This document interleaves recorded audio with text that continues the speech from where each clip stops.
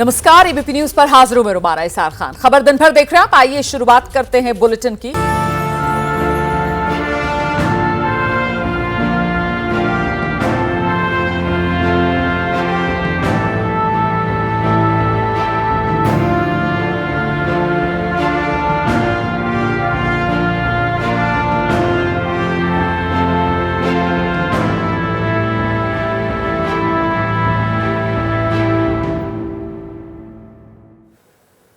तो इस वक्त की बड़ी खबर आपको बता दें, देश ने अपना अनमोल रत्न खो दिया। नहीं रहे रतन टाटा। आपको तस्वीरें दिखा देते हैं। रतन टाटा का पार्थिव शरीर इस वक्त मुंबई एनसीपीए लॉन्स में रखा हुआ है। ये तस्वीरें आपके सामने हैं।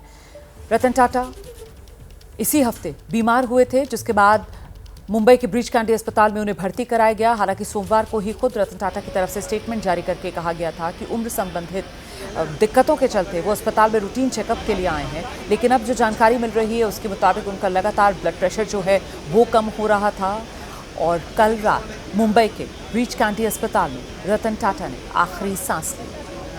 आज सुबह पूरे राजकीय सम्मान के साथ रतन टाटा का पार्थिव शरीर कोलाबा में स्थित उनके आवास से यहाँ नारेबन पॉइंट पर एनसीपीए लॉन्स में फिलहाल रखा हुआ है। आप तस्वीरें देख रहे हैं। एनसीपीए लॉन्स में इस समय तांता लगा हुआ है। रतन टाटा के अंतिम दर्शन करने के लिए वहां पर लोग जो हैं वो पहुंच रहे हैं, उन्हें नमन कर रहे हैं। रतन टाटा को श्रद्धांजलि देने के लिए देश की जानी मानी शख्सियतें पहुंच रही हैं। पूरे राजकीय सम्मान के साथ रतन टाटा को ये विदाई दी जा रही है। तिरंगे में लिपटा हुआ रतन टाटा का पार्थिव शरीर, तस्वीरें आपके सामने। हम सीधे आपको लेकर चलेंगे। हमारे साथ हमारे दो सहयोगी इस समय मौजूद हैं। यहाँ एनसीपीए लॉन से हमारे साथ मृत्युंजय इस समय मौजूद है। पहले मृत्युंजय का ही रुख करते हैं और जरा जानते हैं मृत्युंजय से कौन कौन बड़ी शख्सियत जो यहाँ पर अभी तक पहुंचा है और आने वाले समय में किसी बड़े नेता के यहाँ पर पहुंचने को लेकर कुछ सुरक्षा की व्यवस्था की जा रही है क्या मृत्युंजय? अभी का अपडेट क्या है? जी बिल्कुल, सुबह से ही चाहे आम हो या खास से सभी लोग यहाँ पर पहुंचकर अंतिम दर्शन कर रहे हैं। तांता लगा हुआ है। तस्वीरें हम दिखा रहे हैं आपको। दो कतार नजर आ रही होगी। बाईं तरफ की जो कतार है उसमें और खासकर समूह की अलग अलग कंपनियों में काम करते हैं वो दर्शन कर रहे हैं और दाहिनी तरफ परिवार के कुछ सदस्य बैठे हैं, उन्हें सांत्वना दे रहे हैं। और वहीं दूसरी तरफ वीआईपी जो मेहमान है या फिर राजनीति के क्षेत्र से जुड़े हुए लोग हों या फिर उद्योग जगत क्षेत्र से जुड़े हुए लोग हैं, अंतिम दर्शन कर रहे हैं।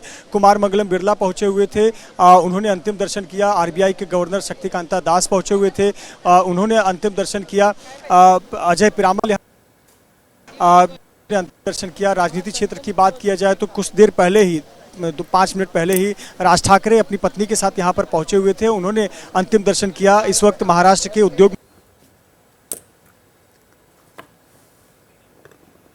आवाज आपकी साफ नहीं आ पा रही है मृत्युंजय। मैं दोबारा से कनेक्ट करवाने की कोशिश करती हूँ, तब आप अपनी बात पूरी कर लीजिएगा। फिलहाल मैं दर्शकों को जरा लेकर चलती हूँ वर्ली, जहाँ से हमारे सहयोगी सूरज ओझा इस समय मौजूद हैं।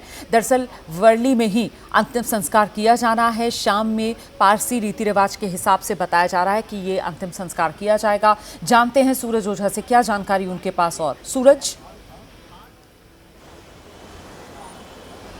जी बिल्कुल, मैं पहले दिखा दूं कि ये वही स्मशान है जहां पर आप देख सकते हैं कि तैयारियां शुरू है। पुलिस की यहाँ पर टीमें लगाई हैं, कड़ा बंदोबस्त लगाया गया है क्योंकि कई वीआईपीज़ आने वाले हैं। सुरक्षा को भी ध्यान में रखा गया है। कुछ समय पहले यहाँ पर बीएमसी कमिश्नर भूषण गगरानी भी आए थे। उसके बाद यहाँ पर मुंबई पुलिस कमिश्नर विवेक फंसालकर, स्पेशल कमिश्नर देवेन भारती भी यहाँ पर पहुँचे थे। तो सुरक्षा के मद्देनज़र कहें या फिर बीएमसी के तैयारियों को लेकर तो जितने भी टॉप लेवल के अधिकारी हैं वो यहाँ पर पहुँचे हैं।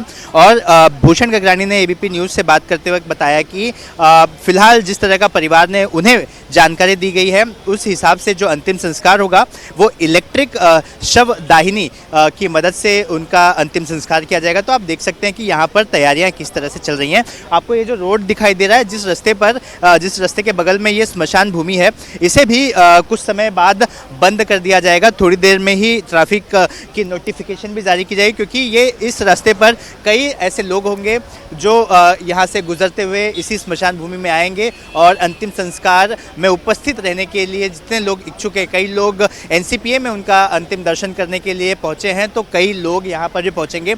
ऐसा बताया जा रहा है कि केंद्रीय गृह मंत्री अमित शाह पहले एनसीपीए जाएंगे, उनका अंतिम दर्शन करेंगे, उसके बाद सह्याद्री गेस्ट हाउस जाएंगे और फिर शाम को जब अंतिम संस्कार किया जाएगा उस वक्त भी वो यहाँ पर मौजूद रहेंगे। तो जाहिर सी बात है कई बड़े राजनीतिक जो लीडर्स हैं वो भी यहाँ रहेंगे, खेल जगत के हों चाहे उद्योग जगत के जो दिग्गज हैं वो भी यहाँ मौजूद रहेंगे।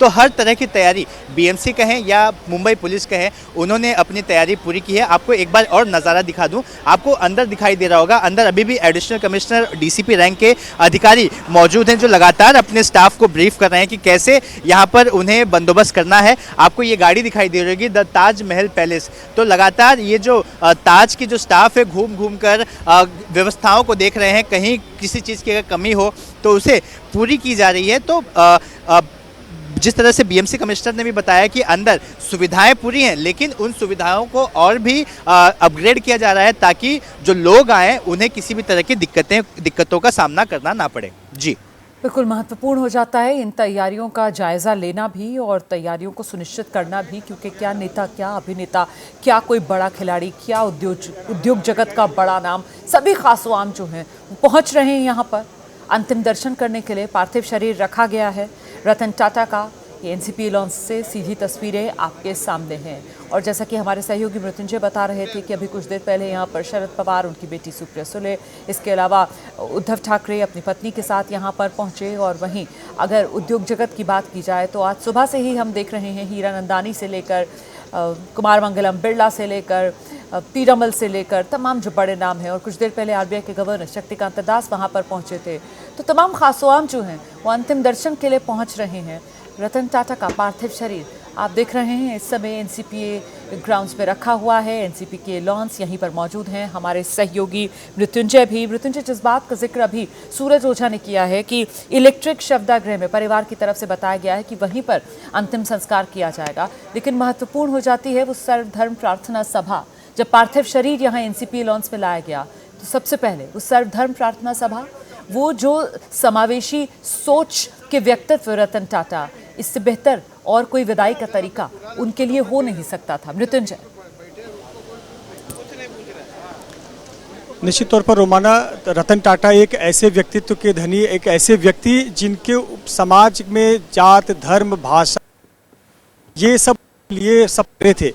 जब ऐसे व्यक्तित्व और ऐसा व्यक्ति हमें छोड़कर जाता है तो वो सिर्फ किसी एक समाज, एक परिवार का नहीं होता, वो हर परिवार का हर सदस्य के का वो कहीं न कहीं एक नाता जुड़ जाता है। और ऐसे ही व्यक्तित्व थे रतन टाटा जी। और जब वो नहीं है तो हर समाज के लोग, हर धर्म गुरु अपने अपने समाज की तरफ से एक शांति पाठ करने के लिए कि उनकी आत्मा को शांति मिले। 86 वर्ष तक उन्होंने जीवन जिया, उसमें अधिकतर समय उन्होंने मानव सेवा की, मानवता के लिए जिया, इंसान और इंसानियत के लिए जीवन जिया। और जब वो हमारे बीच नहीं है तो ईश्वर उनकी आत्मा, यही प्रार्थना सभी धर्म गुरुओं ने की। हिंदू धर्म गुरु हो, मुस्लिम धर्म गुरु हो, ईसाई हो, बौद्ध धर्म गुरु हो, जैन धर्म गुरु हो, सिख धर्म गुरु, सभी बारी बारी से उन्होंने शांति पाठ किया। और शांति पाठ करने के बाद काफ़ी देर तक धर्मगुरु यहाँ पर बैठे रहे। और देखिए, ये तस्वीरें बताती हैं, समाज के सभी लोग यहाँ पर पहुँचे हैं। बहुत सारे लोगों को तो वो प्रत्यक्ष रूप से नहीं जानते थे, ना तो यहाँ जो दर्शन करने आ रहे वो कभी ज़िंदगी में मिले थे, लेकिन हर कोई रतन टाटा से अपना नाता जोड़ता है। एक ऐसा व्यक्ति, कहते हैं ना कि जब रतन टाटा जी ने नमक से लेकर विमान तक इस देश को दिया है तो नमक तो हमारे खून में है, तो टाटा का नमक में है तो वो ये हमारा समाज करता है। और कहीं न कहीं ऐसे व्यक्तित्व जो पूरे देश के धरोहर हैं और हर व्यक्ति चाहता है कि ऐसे व्यक्ति, ऐसे महान व्यक्ति का दर्शन किया जाए और उनके जीवन से प्रेरणा लिया जाए। बहुत सारे लोग जो हमारे चैनल पर आए, उन्होंने अपनी भावनाएं जब व्यक्त की और उन्होंने बताया कि जब उनका लंदन में सम्मान होना था और किंग की तरफ से कार्यक्रम का आयोजन किया गया था, लेकिन वो इसलिए नहीं गए क्योंकि उनके जो 2 पेट्स थे, उनके जो डॉग्स थे, वो डॉग बीमार थे, इसलिए वो इस कार्यक्रम में शामिल नहीं होने गए। तो सोचिए कि उस व्यक्ति का दिल कितना बड़ा होगा। कि जिसने एक प्राणी के लिए अपने इतने बड़े सर्वोच्च सम्मान को भी किनारे रख दिया और उसके लिए क्षमा की। अब देखिए सोच, जब व्यक्ति रतन टाटा जी मुंबई की सड़क से गुजर रहे थे तो उन्होंने देखा कि एक बाइक पर पति पत्नी और बच्चे थे और भारी बारिश हो रही थी।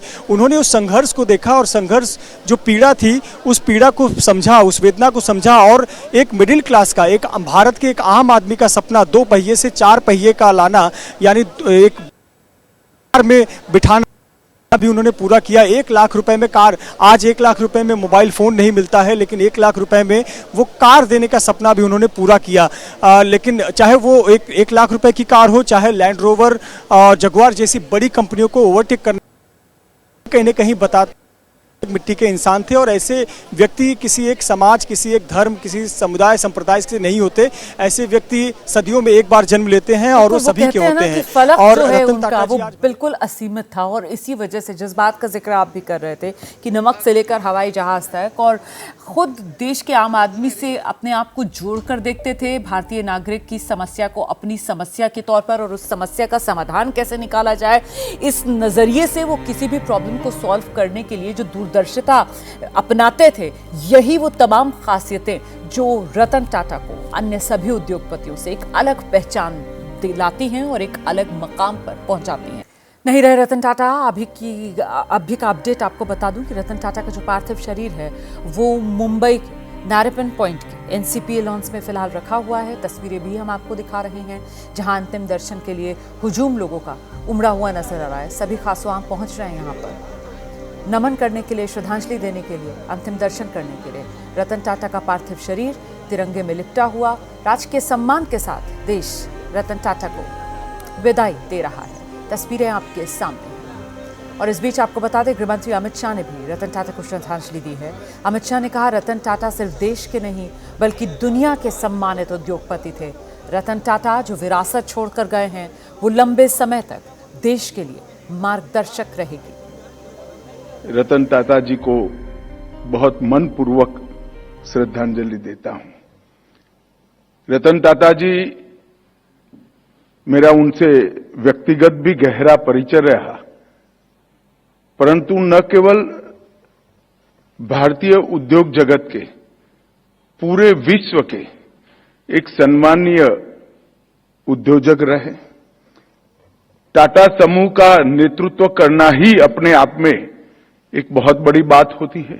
श्री रतन टाटा जी हमारे साथ नहीं रहे हैं, परंतु उन्होंने जो लेगेसी छोड़कर जा रहे हैं वो लंबे समय तक देश के औद्योगिक क्षेत्र में काम करने वाले, नेतृत्व करने वाले सभी लोगों के लिए पथदर्शक बनेगी, रास्ता बताती रहेगी, इसका मुझे भरोसा है। मैं आज ईश्वर से प्रार्थना करता हूं कि उनकी आत्मा को परम शांति अर्पण करने का काम करें। रतन टाटा 1991 से लेकर 2012 तक टाटा सन्स के अध्यक्ष रहे और 2012 में टाटा सन्स का मानद अध्यक्ष उनको नियुक्त किया गया। अनमोल रतन, अलविदा रतन टाटा। और इस वक्त की बड़ी खबर देखिए आप तक पहुंचा रहे हैं। रतन टाटा को भारत रत्न देने की मांग की गई है। महाराष्ट्र कैबिनेट ने भारत रत्न देने की मांग की है। दरअसल महाराष्ट्र कैबिनेट ने प्रस्ताव पास किया, शिंदे सरकार ने केंद्र से अनुरोध किया और कैबिनेट की बैठक में टाटा के योगदान को याद किया गया और इसी के साथ ही मांग की रतन टाटा को भारत रत्न से नवाजा जाए। देखिए पद्म विभूषण का सम्मान रतन टाटा को पहले ही मिल चुका है और अब भारत रत्न देने की मांग की जा रही है रतन टाटा को। महाराष्ट्र कैबिनेट की तरफ से ये मांग रखी गई है कि रतन टाटा को उनके कृत्यों के लिए, उनके योगदान के लिए भारत रत्न दिया जाना चाहिए। ये देखिए, ये तस्वीरें आप देख रहे हैं महाराष्ट्र कैबिनेट की, जिसमें ये प्रस्ताव पास हो चुका है और अब अनुरोध केंद्र सरकार से, शिंदे सरकार की तरफ से और साथ ही साथ कैबिनेट की इस बैठक में रतन टाटा के योगदान को याद किया गया।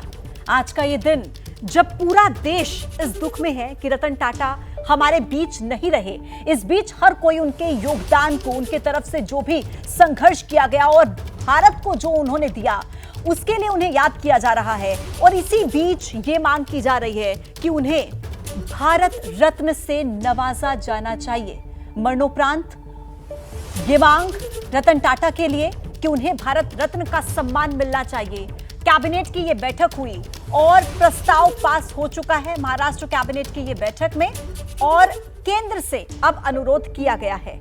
ज्यादा जानकारी के साथ मेरे सहयोगी वैभव इस वक्त फोन लाइन पर हमारे साथ मौजूद हैं। वैभव, महाराष्ट्र कैबिनेट की ये बैठक और मांग की गई कि मरणोपरांत भारत रत्न से नवाजा जाए रतन टाटा को। जी बिल्कुल, ये प्रस्ताव है खुद एकनाथ शिंदे ने अपने सभी मंत्रिमंडल के साथियों के पास रखा और वो सभी एक मंजूरी से उन्होंने पारित कर लिया है। अब केंद्र के पास ये प्रस्ताव जाएगा। देखिए, कल रात निधन होने के बाद महाराष्ट्र सरकार ने तुरंत एक दिन का शोक भी मनाया है।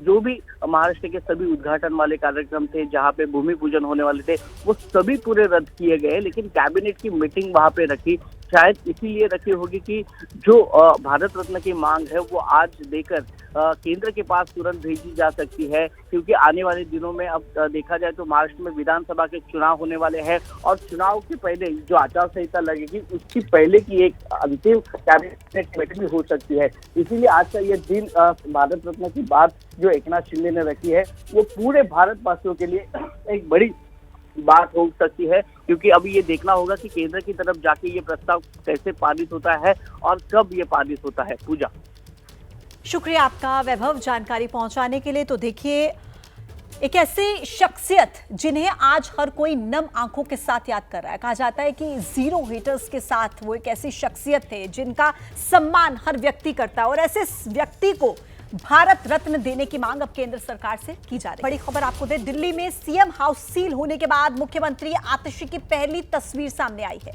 आतिशी अपने निजी आवास पर काम करते हुए नजर आ रही हैं। आतिशी ने अपना पूरा सामान पैक करके रखा है और इस सामान के बीच ही वो काम करती हुई नजर आ रही हैं। फाइल्स देख रही हैं। ये तस्वीर जो आप देख रहे हैं ये निजी आवास की तस्वीर है आतिशी की, जहां पर वो उनकी देखिए सामान सब पैक्ड है, फाइल्स सब, लेकिन उसी बीच वो अपना काम करती हुई नजर आ रही हैं। दरअसल दिल्ली में मुख्यमंत्री आवास को लेकर घमासान खत्म होने का नाम नहीं ले रहा है। सीएम आवास को सील कर दिया गया है, गेट पर ताला लगा दिया गया है, और इसी बीच ये जो तस्वीरें सामने आई हैं, मुख्यमंत्री आतिशी की अपने निजी आवास पर काम करती हुई नजर आ रही हैं। सामान पैक्ड है और उसी पैक्ड सामान के बीच फाइल्स खंगाल रही हैं, काम कर रही हैं।